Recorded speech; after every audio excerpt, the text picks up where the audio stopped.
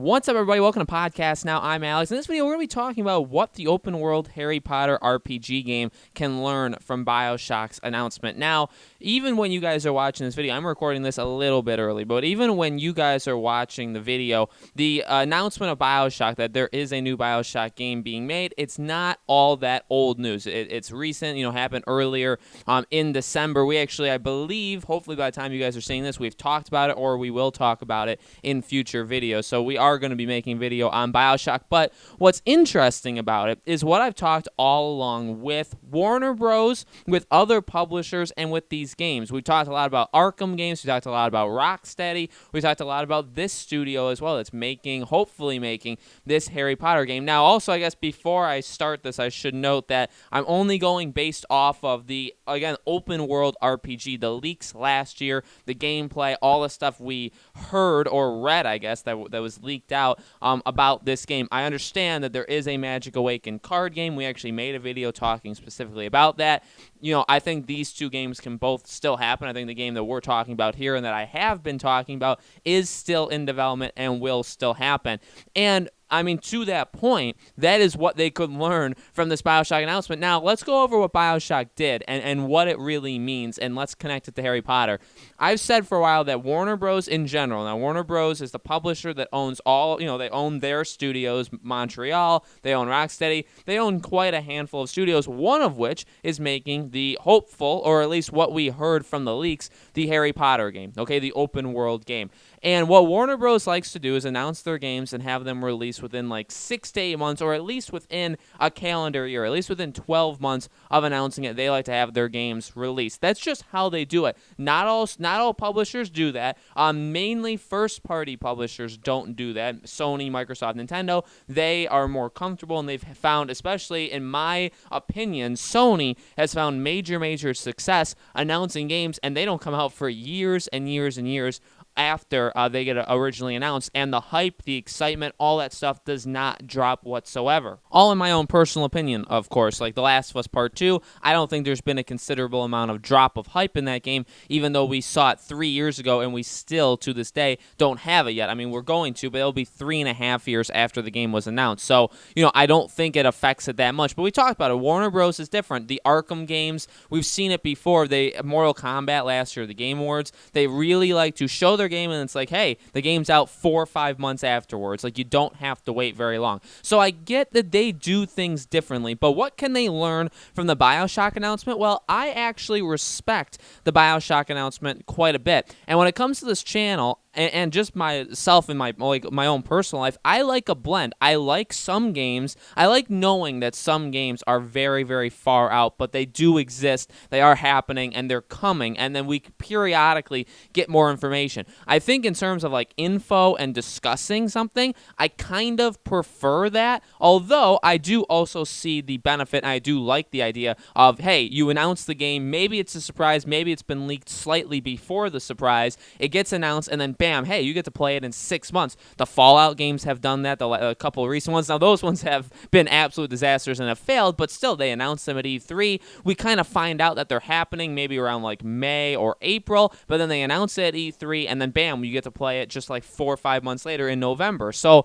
very, very quick turnaround. I do like that as well. Now, what Bioshock did, if you guys don't know, is Bioshock, they announced that they're making a new Bioshock. Now, they didn't confirm. They didn't say anything. They didn't say if it's a sequel. They didn't say if it's a reboot. It's been rumored and leaked that it's a reboot. I believe it's a reboot, but they still didn't say anything. And they also actually said in their press release that it's going to take several more years. Like, don't expect this game soon. It's going to take a long time. And you know what? Fine. This falls in one of those examples where it's like, I'm glad. It feels good, because we've talked about Bioshock. I've actually made a couple of videos about Bioshock before that announcement talking about it. So it feels good, I guess, for my ego, I guess, in a way, of being able to, like, get out ahead of it. But, like, personally, to be honest with you, like, personally, to me, just my own personal opinion, it just feels good, like, knowing it's real now. Like, you know what I mean? It's real. We all know it now. It's going to take some time. We can start to speculate now. Is it a reboot? Is it it a sequel? What are they going to do in it?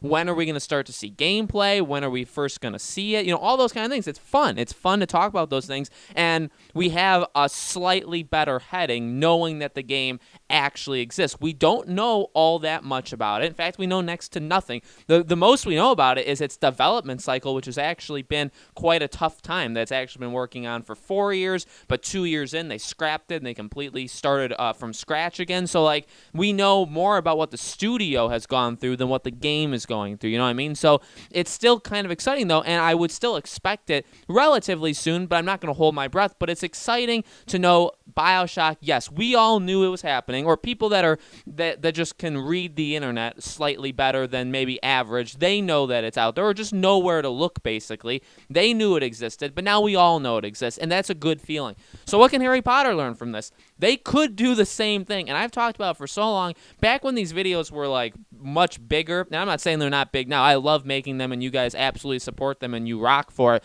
But back around E3, when we were making videos talking about it, and it was getting 20, 30,000 views and stuff, we got a lot of people that said, firstly, they would say, it didn't happen in the first place. It's not real. But another thing that they said is that they disagreed with my argument or my opinion that allowing these leaks to be out for so long damages or looks bad against you or against your game. And I still hold on to that belief right now. I still do. Now, nobody's really called me out on it because I think those people have left watching the videos, but that's okay. But I truly believe that leaving those leaks out there for such a long period of time, it doesn't look good. And I'm not looking for a full reveal of Harry Potter. I wasn't looking for a full reveal of this game last year when we first found out about the leaks, but here we are over a full year. I mean, we're past a full year now that we had first heard about this game, and it's just been radio silent. There's been absolutely nothing. And would it hurt them? And that's ultimately the question. Would it hurt them to say, we're making a Harry Potter game? It's set in the wizarding world of Harry Potter.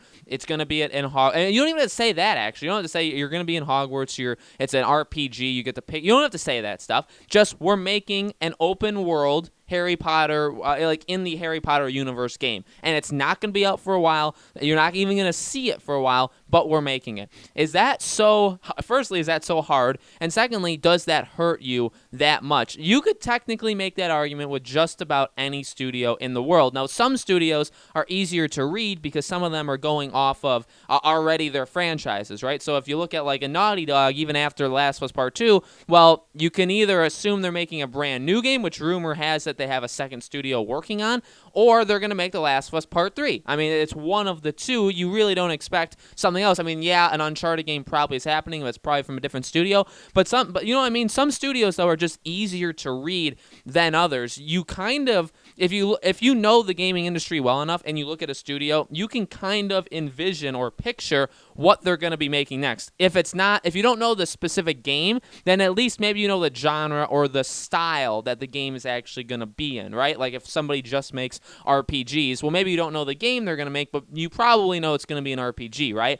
So, we all kind of have the idea. They don't have to confirm it for us to know it, but we all already do it. For a game like this, I feel like it's the same thing, although we don't have enough information. This is the studio that made Disney Infinite or Disney Infinity. We don't know what they're doing now. I mean, rumor had it that they completely 180'd themselves, and now they're making this. So this is a really big jump from their last game. It's just a complete reverse. So we don't have a lot to go off of. We can't really, I guess, nobody would have been able to picture this or envision this if we didn't have those leaks. But another thing is, again, those leaks are out here now.